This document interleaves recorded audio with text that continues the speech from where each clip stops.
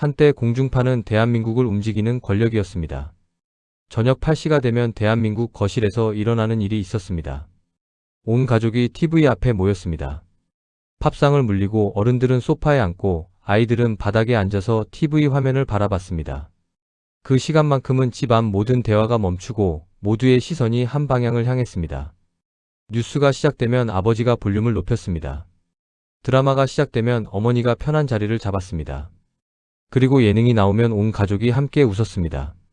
그 TV 화면 안에는 KBS, MBC, SBS가 있었습니다. 이 세 채널이 대한민국 전체의 관심을 독점했습니다.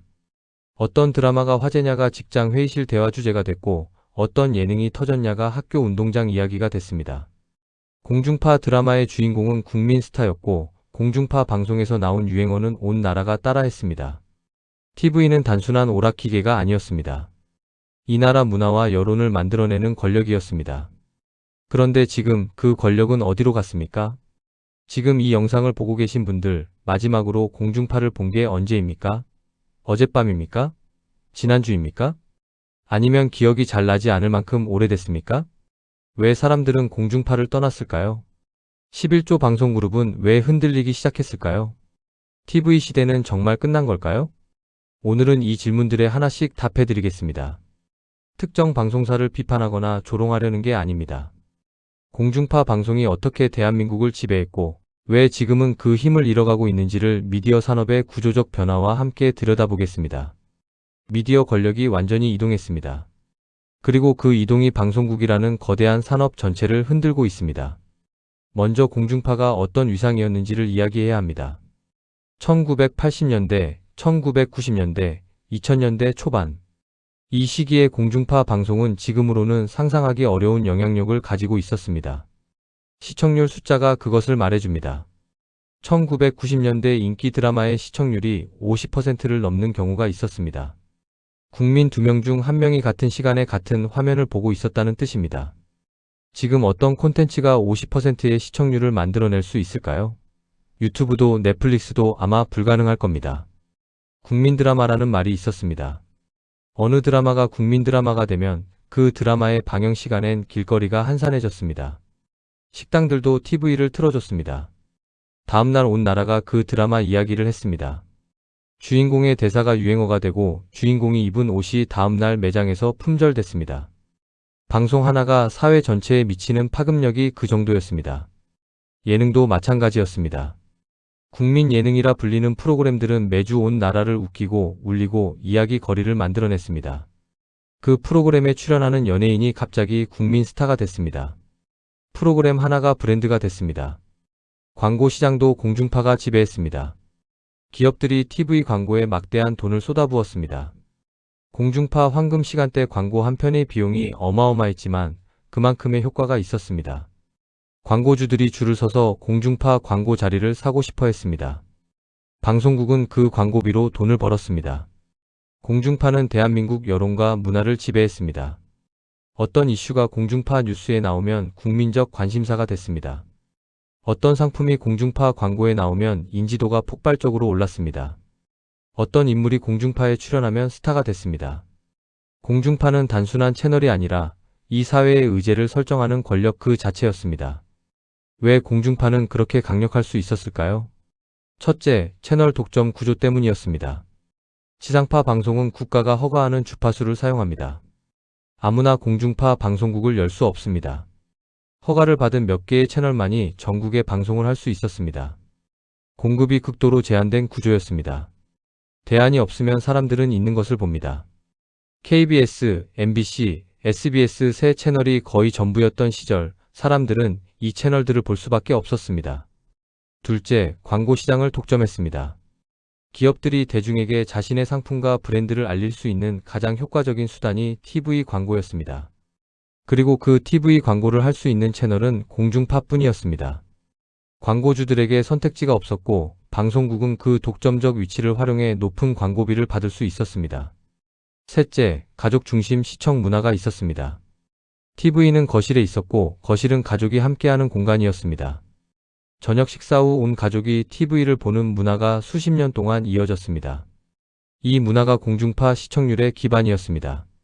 가족이 함께 볼 수 있는 콘텐츠를 만들면 그 콘텐츠는 자동으로 수백만 명의 시청자를 확보했습니다. 넷째, 정보 권력이 있었습니다. 인터넷이 없던 시절, TV는 사람들이 세상 돌아가는 일을 알 수 있는 가장 중요한 창구였습니다. 뉴스는 공중파를 통해 전달됐고 사람들은 그 뉴스를 믿었습니다.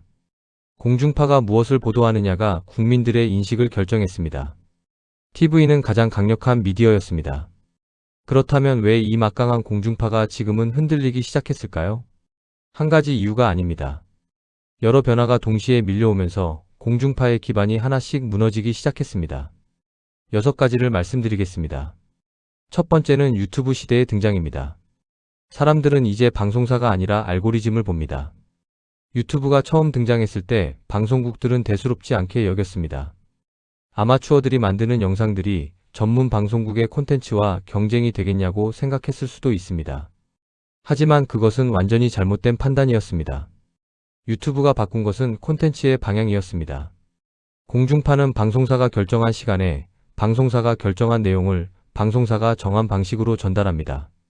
시청자는 수동적 수용자입니다. 하지만 유튜브는 달랐습니다. 알고리즘이 각 사람의 관심사와 시청 패턴을 분석해서 그 사람이 좋아할 만한 영상을 추천해 줍니다. 시청자가 능동적으로 선택하고 플랫폼은 그 선택을 학습해서 더 정확한 추천을 합니다. 사람들이 유튜브에 빠져드는 이유는 단순합니다. 자신이 원하는 것, 자신의 관심사를 정확하게 보여주기 때문입니다. 낚시에 관심 있는 사람은 낚시 영상을, 요리를 좋아하는 사람은 요리 영상을, 주식에 관심 있는 사람은 주식 분석 영상을 봅니다. 공중파처럼 모든 사람을 위한 콘텐츠가 아니라 나를 위한 콘텐츠를 보는 경험입니다. 여기에 크리에이터의 다양성이 더해졌습니다. 전문 PD가 아니라도 콘텐츠를 만들 수 있습니다. 거대한 방송 장비가 없어도 됩니다. 스마트폰 하나로 촬영하고 편집해서 올릴 수 있습니다. 그 결과 전문성 있는 개인들이 자신만의 채널을 만들기 시작했습니다. 의사가 의학 채널을, 변호사가 법률 채널을, 요리사가 요리 채널을 운영합니다. 공중파에서 볼 수 없었던 깊이 있는 전문 콘텐츠들이 유튜브에서 등장했습니다. 두 번째는 OTT의 폭발적 성장입니다. 사람들은 원하는 시간에 원하는 콘텐츠를 봅니다. 넷플릭스가 한국 서비스를 시작하면서 달라진 것이 있습니다. 언제 봐야 하는지가 없어졌습니다. 공중파 드라마는 월화, 수목, 주말 정해진 시간에 방영됩니다. 그 시간을 놓치면 다음 주까지 기다려야 했습니다. 혹은 다시 보기 서비스를 이용해야 했습니다. 넷플릭스는 달랐습니다. 원하는 때 원하는 작품을 볼 수 있습니다. 새벽 2시에 드라마를 몰아볼 수도 있고 점심시간에 영화 한 편을 볼 수도 있습니다. 다음 화를 보고 싶으면 바로 클릭하면 됩니다. 기다릴 필요가 없습니다. 그리고 콘텐츠의 질이 달랐습니다. 넷플릭스가 한국 오리지널 콘텐츠에 투자하기 시작하면서 공중파에서 볼 수 없는 수준의 제작비가 드라마에 투입됐습니다. 오징어 게임이 전 세계에서 화제가 된 것이 이 흐름의 결정적 장면이었습니다. 한국 드라마가 전 세계 시청자들에게 도달하는 창구가 공중파가 아닌 OTT였습니다. 티빙, 웨이브, 쿠팡플레이 같은 국내 OTT도 성장했습니다. 공중파 방송사들이 직접 만든 OTT 플랫폼도 있지만 공중파 방송의 영향력이 OTT로 자동으로 이어지지는 않았습니다. 플랫폼의 경쟁에서 이기는 건 방송사 이름이 아니라 콘텐츠의 힘이기 때문입니다. 세 번째는 젊은 세대의 TV 이탈입니다. TV를 아예 갖고 있지 않은 가정이 늘었습니다. 특히 1인 가구, 젊은 세대에서 이 현상이 두드러집니다. 스마트폰과 태블릿이 있는데 TV가 따로 필요하지 않다는 생각.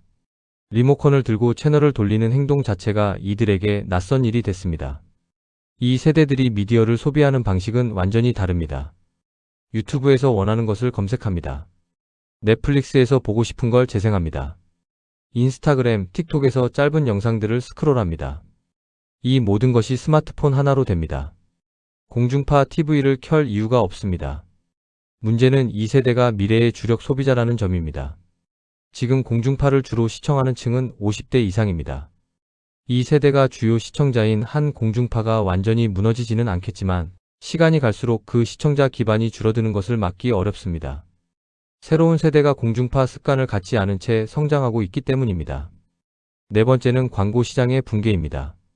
광고주는 시청률보다 데이터를 보기 시작했습니다. 이것이 공중파 수익 구조의 핵심을 흔든 변화입니다. 공중파의 수익 모델은 광고였습니다.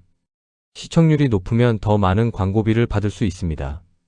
광고주들이 공중파에 광고를 하는 이유는 대규모 시청이었습니다. 시청률 20% 드라마 광고는 전국 수백만 명에게 동시에 노출됩니다. 이 규모는 다른 방법으로 만들기 어려웠습니다. 그런데 디지털 광고가 등장하면서 광고의 논리가 달라졌습니다. 유튜브, 인스타그램, 네이버에서 광고를 하면 타겟을 정밀하게 설정할 수 있습니다.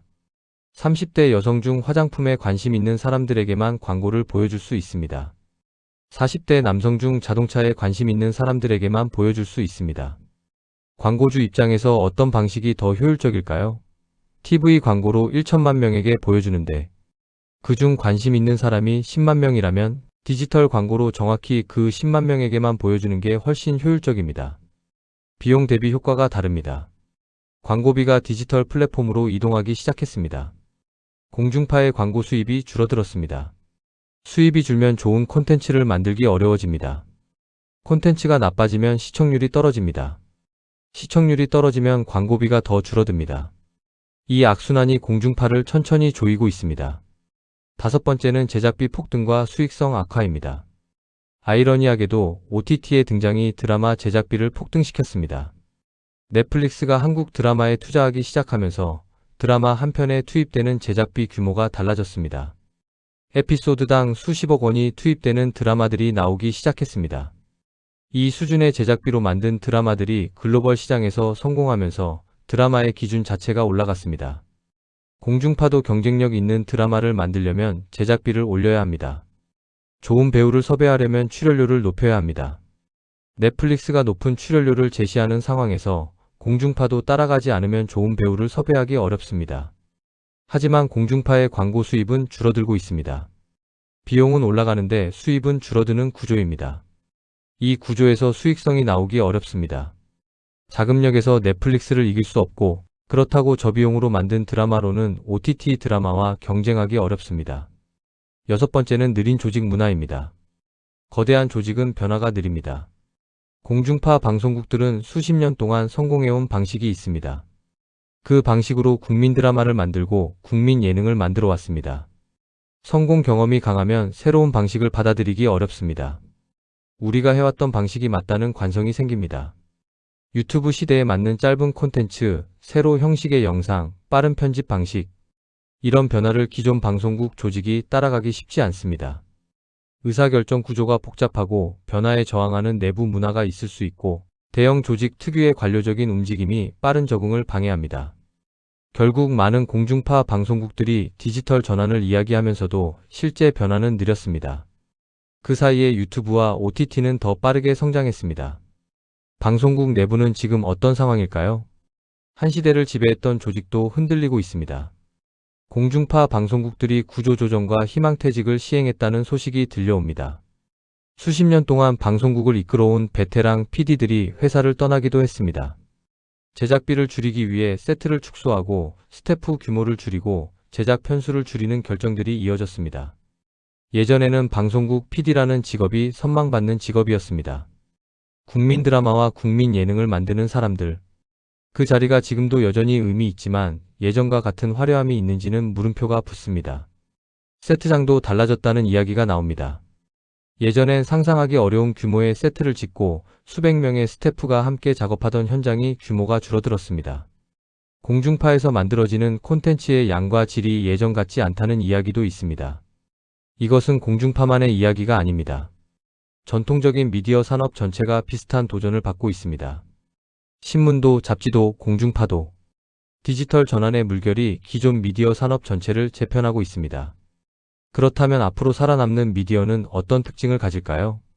변화하는 환경에서 살아남는 미디어들의 공통점이 있습니다. 플랫폼을 중심에 두는 것입니다.